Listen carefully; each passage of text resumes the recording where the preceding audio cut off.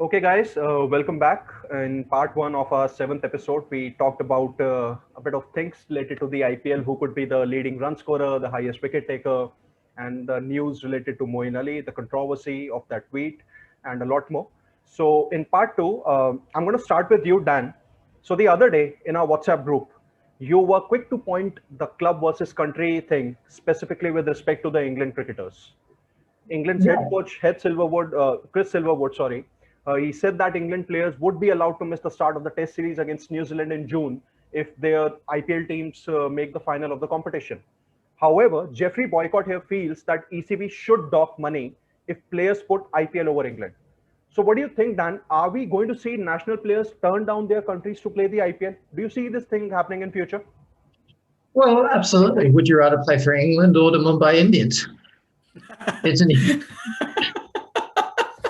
Man, there's only one person who hogs the limelight here, and I love it. Well, I'm sorry. I mean, wouldn't There is you, no wouldn't competition you, between.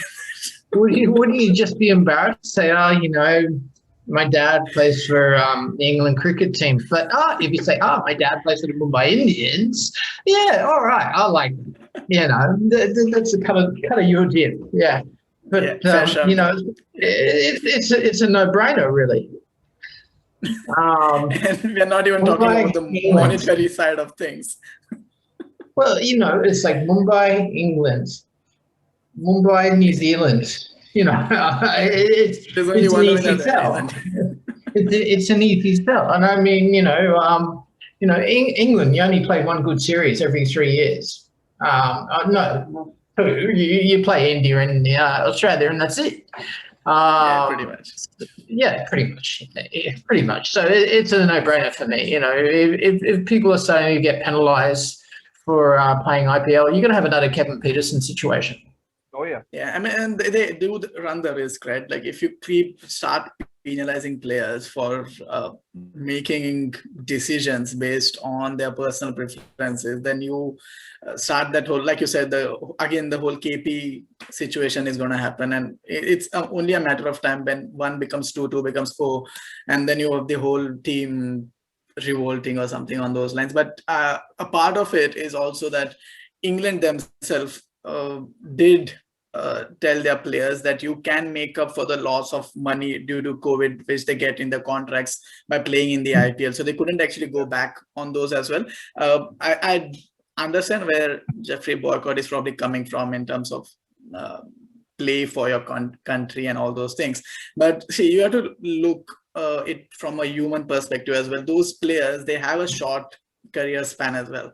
So if, let's say, if tomorrow someone gets injured and they don't get picked after that, the England Cricket Board is not going to pay them the big bucks, right? So if they think that playing in the IPL is going to be beneficial for them, they're going to choose it. And we have seen this in other sports as well, like soccer. It's a very common thing, especially in England, where at times players choose to play for the club and they don't go to play for the country, and it's because they earn more money there. That's the basic idea behind it.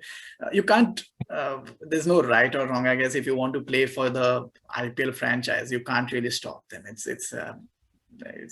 I don't know if it's a human rights thing. Is it even? Maybe could be. There must be someone. Hang on. You're saying not playing for England is a human rights thing? We're saving them. We are saving them. We're putting these people into they're winning benefiting teams. financially and mentally and emotionally. They should be paying the IPL. What are we talking about here? I think That's also In all happening seriousness, with gentlemen.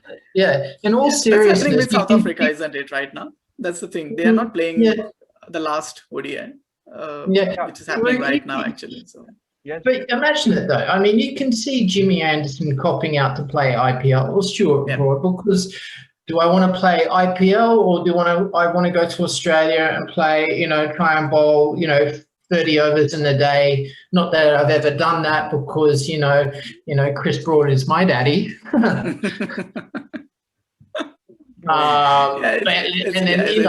have my retirement party in Australia, it's understandable, having never, I'll take any opportunity to remind England fans what happened in the last two series in Australia. I think it was like 9-0 now.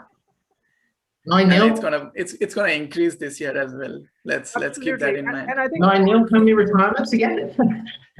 I expect James Anderson to retire this year after the Ashes. I expect him That's to one- have Christmas. that's one I expect him minimum. to be enjoying a full Christmas lunch in Melbourne. Retirement, same place where Matt Pryor, Graham Swan, careers end. Melbourne's the place where England cricketers' careers go to end. Christmas lunch in Melbourne, Boxing Day. So there's this one story that I'll never forget, that Graham Smith has been responsible for the retirement of 3 England captains. Can you name them? Graham Smith. Okay. Graham Smith has been responsible. Graham Smith led South Africa have been responsible for the retirement of 3 England captains. Can you name them? 3. Michael Yeah, Vaughan. Okay. Cool. I'll name it for you. Nasir Hussain, Michael Vaughan, and Andrew Strauss. Strauss. I forgot Strauss. I forgot Strauss actually. Yeah. See, there is a story behind this, because on those 3 tours of England, of South Africa, these three captains, I think after those series they announced retirement. In 2000 it was Vaughan, and then in 2012 it was Andrew Strauss, and in early 2000 it was Nasir Hussain. So yeah, I think that has to be one of the most epic. I don't know, how I put it, but yeah, epic stories of I would say retirement. Yeah, I didn't know that actually. Do you know where England cricketers stay when they tour South Africa? Yeah. Don't tell me a retirement home. They stay at their mum's house. Have one over there. KP must have one there, surely. KP must be having one, right? Where does KP's mom stay? Does she stay in England? I don't think so, would she? No. Does she have a family home there somewhere? The England cricket team, when they tour South Africa, they all stay with their parents. I think if I'm not wrong, some commentator did say this thing. Dan? Yeah. Matt Pryor, KP, Andrew Strauss, Tony. It's just a Tony Greig. Yeah. Now I need to Google it after the show. Like how many of them actually do it? That's going to be a good trivia. You don't need to Google it. You're talking to the oracle of knowledge here, The oracle of knowledge. I'm the man who put the W in wisdom, mate.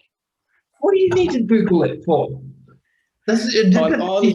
All the negatives about English cricket team. We have the encyclopedia right here. You need any kind of dirt on them. W in wisdom, cricket or not. Okay, guys. You are joking, but you might actually be right about it. So. I'm always right, except when I'm wrong. Just say that. Okay, guys. Enough of this banter. That's all right. What are we moving on to next? Yeah, let's just stay with the IPL. And I have a question, to both of you. I'm going to start with Nikhil on this. Nikhil, last year in the IPL 2020, the teams did not travel at all through AA planes during the games. The tournament was held in UAE, just to confirm. There was no shifting from one hotel to another. And now this season we have games at 6 different venues. So this means that there'll be a lot of traveling. And even if let's say there are no bio bubble breaches, as was the case in the PSL, don't you think the BCCI got a little too ambitious by having 6 different venues? I mean, the cases are rising like anything. So wouldn't you be let's say looking at a lesser number of venues? Yeah, I mean they could have done that, and that would have been the sensible thing to do probably. But then again, if you think about all the amount of resources they have at hand and what the planning committee would have come up with, I'm pretty sure they have maybe accounted for all these factors as well, and then decided, okay, 6 can be done. And in all fairness, if you are following the rules strictly, you might be able to even get away with it. But you have to think about the flip side as well. Like, what if someone gets COVID? Then what? And let's say it spreads, because you will be in the bubble, you will be around the teammates. It passes from one to another one, then 2 more, 3 more, 5. You have a entire team out. Then what happens after that? Because you can only get it if you are going to be breaking some rules. Obviously, they have taken some precautions, but I don't see why it can't go through. without being affected. If you are strict in the rules and you manage to do it, then it's a great result for IPL, right? Like that's the win-win situation. Absolutely. If they don't, though, I'm really worried that they might actually have to suspend the competition, and which is a realistic possibility as well. But Yes. yeah, it's a very tough one to say whether it was right or wrong. I usually am more optimistic about such things and just go with the belief that the players are smart enough to do the right thing. So I'm going to say 6 venues, fine for now. Let's see how it goes. But fingers crossed, nothing bad happens. That's all I can say, because we want cricket. That's all I care about. And RCB winning. If the IPL's cancelled, we see it move to another country like Australia. I don't know about Australia, but what's the case count in Australia currently? If you could, update us. Nothing, almost negligible probably. I think, yeah, it's like I think it wouldn't be a lot. It wouldn't be maybe 100 for the country. But would the weather be suitable for the games? Because I think the season has ended, and I'm not so sure about how fresh the pitches would be. Well, no, the pitches are still pretty fresh. They're still playing. They're playing the Sheffield Shield final in April, so middle of April. Okay. I think end of April even. So it'll still be good. And there's venues there. I mean, there's plenty of grounds there. I mean, and there's a large Indian community here where we could actually have a very viable IPL. Crowd actually can attend over here as well. So once you add that monetary financial benefit into it, right, then you will probably have like a proper tournament. And then even if the pitches are not usually prepared for, let's say, end of May, we can actually work around it. It's not that difficult. Realistically, though, I would think that they might, even if they move, they might just move closer to, again, back to Dubai or something. I don't know. That's more likely to Dubai. Yeah, it will probably be that. Although I just wish that they move to Australia, so that would be really good actually. Not just from our perspective, like we could probably watch matches, that would be great, but even for IPL as a brand, right? Like you have done like obviously it happens in India every single year. So far it has happened, and then UAE. There was one stint in South Africa early in the second season, I think. So having it outside India in such situations would probably be a win-win for the league as well as the players, the audience, everyone, right? Like as much as the TV crowd of cheering is fine, but you want the real crowd. You want to see a crowd at a cricket game. It's just not cricket. It's like, it's not cricket without a crowd. I'm sorry, it doesn't work.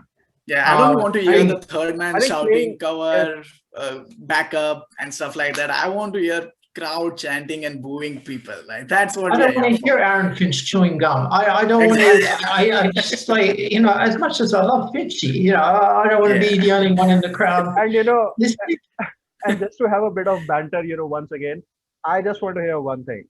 See you at Gava, mate. Once again. Are Ashwin going to? I don't think is Penny playing. I don't think Penny is there. No, he's not. Nah. He's not. He's out. Yeah, but if we have IPL in Australia, then he could actually talk to Penny probably, and Penny could be like, yeah, now let's see you in Gava, like in the T20 overs, and this ball would not spin probably for R. Ashwin, so that might not end well for him. No, but I think the BCCI was possibly, I would say, a tad too ambitious by having 6 different venues. See, when the point is that even if there are no bio bubble breaches, there is a bit of traveling, and I can very much assure that the teams would be taking all the precautions. But we aren't really sure of how the COVID, let's say how someone gets affected by it. Of course, if you're not having you're not keeping proper sanitization or no proper social distancing is there. So then there are chances that you will get infected. But at the very same time, let's say we have a match of MI versus CSK, let's say in a day or two. I'm just, telling a hypothetical situation. So what if, let's say an MI member gets, infected by COVID on the day of the game? Then what do you do? And, let's say if that person or that player, he's a part of the regular playing 11. Do you really, suspend the game, let's say maybe to a day or two, or how do you manage stuff? So that is something I think when the tournament was held in UAE, the things were better. The planning was better. However, this time the planning is still good. 6 different venues is still a good thing. But yeah, with with a lot of traveling involved, I'm not really sure of how the things would be kept under control. So yeah, this is I Well, think I think some other leagues did it.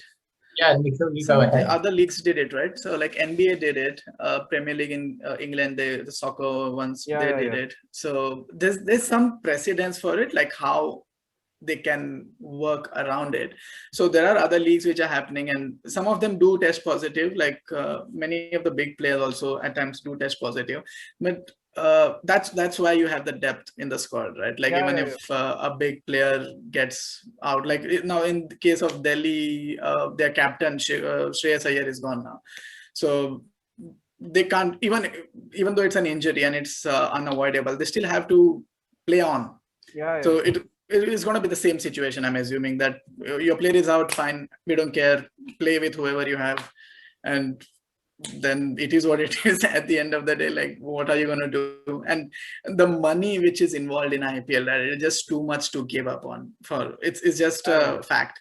They will rather just continue playing with lesser players or without the main players than cancel the whole thing. So it's just, it is. Mate, look, I'm a cheap buy. You know, I can fit in under any salary cap, so I'm willing to play no matter what. I don't know about you. We can't. You sure they can afford you though? Well, we're not on Virat money like you. You know, it's just like some of us just love the game. You know, we're not going to put limits. Darren Lemon was once a part of Deccan Chargers, so we can have his Darren price Lemon is part pretty high. Okay, that's why I'm growing my hair as well. Version 2. Okay, guys. I mean, it would be pretty great for one of us to actually play in the IPL. If we can do get Maxi to do an interview or something in middle of the innings, like a podcast with Maxi would be fun. He's pretty good, by the way. Have you guys watched his? He does that behind the scenes thing. He's really good. He's entertaining, right? Yeah, he's really entertaining though. Like, Sid, we're gonna have to get Maxi.